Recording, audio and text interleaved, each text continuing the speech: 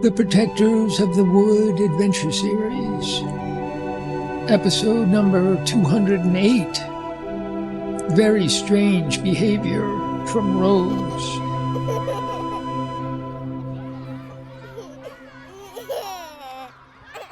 Abby was delighted. This activity of helping children explore the earth and growing things, plants, insects, and soil, brought back her memories of childhood. The Young Warriors Club had worked on similar activities with Sonny and his father. The faces of her childhood friends flashed back to Abby in a beautiful but disturbing way. Her heart ached for these missing childhood friends. She had blocked out the pain of separation for many long years. What a relief. This is running so smoothly. We can just leave the trays of plants outside, brush off our clothes, and see where our gardens can flourish indoors. Rob will handle that. Thanks to you all for a wonderful morning. And now we can clean up our city, sweep up the sand and leaves, and rebuild anything that got knocked down yesterday. But where will the new gardens go?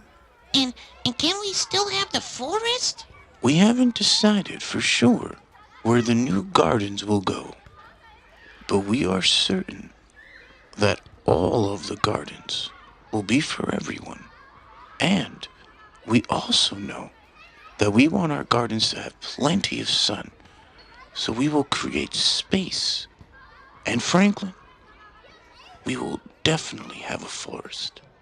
But now it's time for lunch, and we will begin to organize our forest first thing tomorrow morning. As Rob organized the children for lunch, Rose signaled Abby to follow her into another room. I am so tired of being scared. Every time one of these adults wants to talk to me alone, I go into a panic.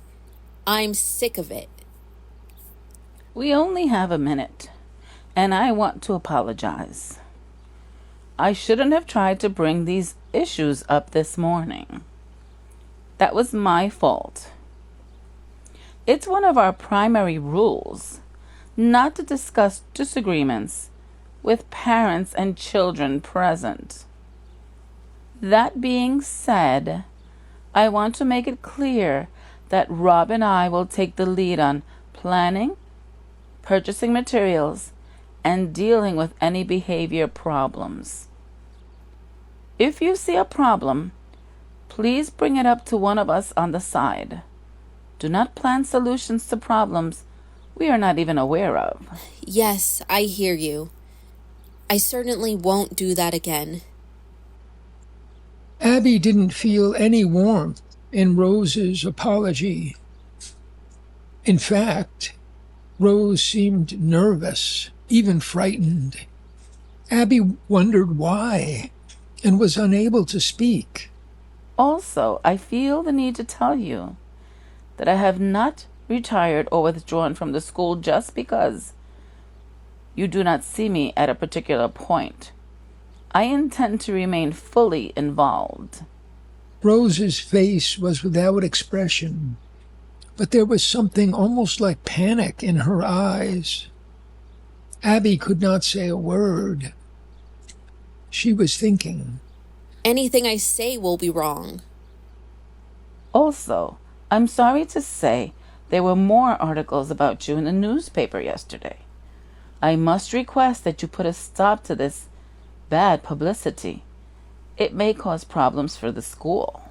She can't really believe I control the newspapers.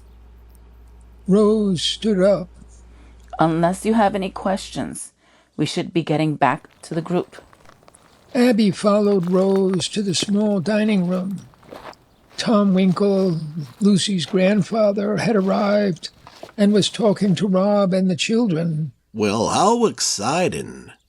Tom's voice, so warm and gentle and cheerful, gave Abby an intense feeling of relief.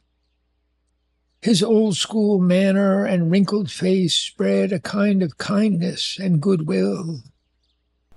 I'd love to help. I know just the spot. We can all walk over there in 15 minutes, and tomorrow there will be another clear day. And I've got a wheelbarrow and pots by the 100. Rob was thrilled. He turned to Abby and Rose. Fabulous. With Tom's help, we have tomorrow morning all planned. His eyes met the beaming faces of the children. It looks like we got ourselves a forest. Abby was in a state of shock and immediately said she was late and departed.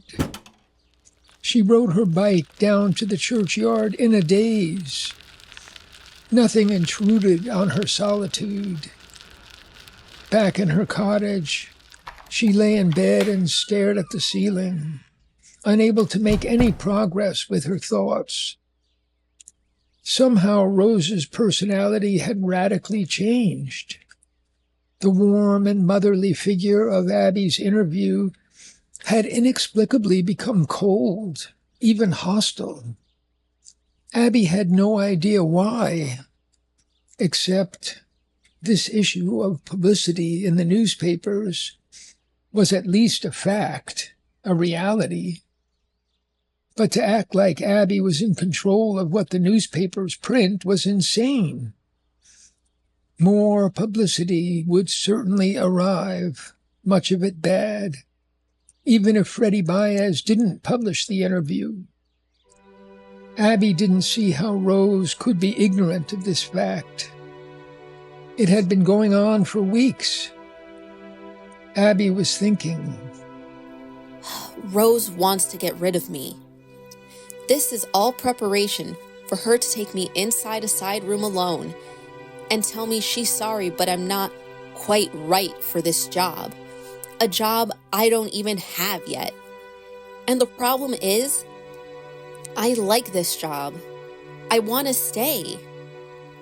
I like the children, and I'm actually good at this. My ideas for the children work. Rob understands. And there seems to be nothing I can do to save this situation. Isn't this just like losing the Young Warriors Club and all your childhood friends? Yes, indeed. I laid on my bed staring at the ceiling for days after we moved to Ridgewood. I've never gotten over it. What about your new friends? The junior protectors of the wood. Phoebe, Jeremy, George, Sule, and Nico. And you still know Junior, Yuvia, and Diego, Isaiah, Ishmael, and Callie. Yes, but things are different now. I'm supposed to be some sort of leader, but I don't think I can handle it. What about Sunny, Wendy, Tuck, Dr. Bear, Allison, Chi-Chi? Aren't they lonely? Yes, I suppose they're lonely sometimes, but I'm not on their level. They're older and more stable. I'm unstable, very unstable. Every day is another panic. I feel like I used to when I was 10. The day we moved to Ridgewood came, and I was just gone. I don't think I ever said goodbye. So, let's say you could go back and say goodbye. What would you say? Nothing. I can't bear to think about it. I don't even know how I'll say goodbye to the children at the preschool. It's all so sad. I was doing well, too. I'm good at this, damn it. Abby began to sob into the pillow. When her fit of despair eased up and she could think again, she became intrigued with the idea of saying goodbye. She played the whistle and then a few chords on the guitar, letting her mind dream. She continued humming a tune and found the words. I have been thinking and dreaming today. The life that I once lived has all flown away.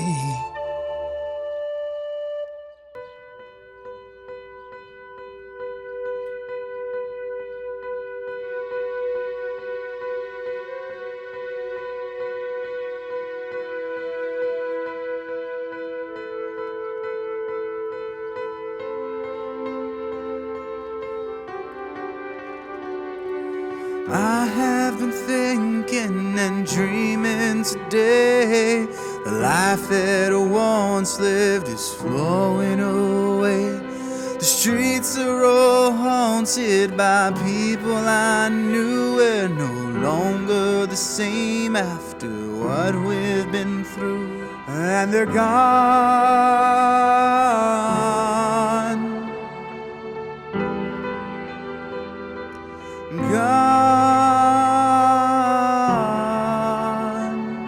How can we hang on to the people we love? A boon only granted by powers above. I'll never forget, though the years may go by. The people we love, they can never die. But they're gone.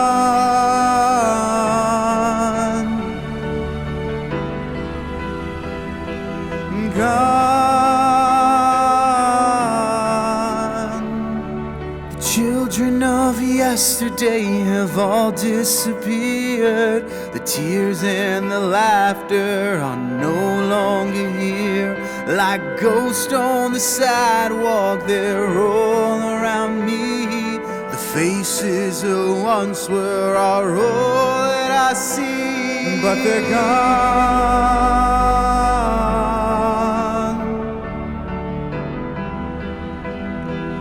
Gone. I feel like I'm standing alone in the rain, waiting for something that won't come again. I call out for someone who's no longer here. The rain keeps falling like so many tears.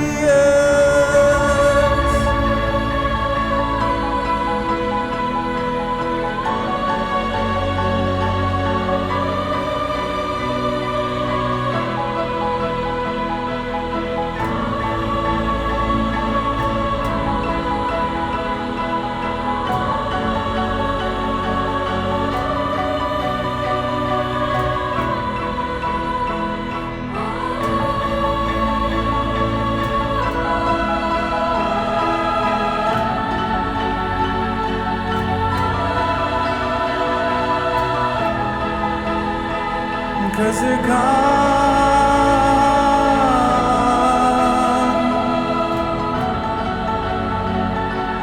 Gone.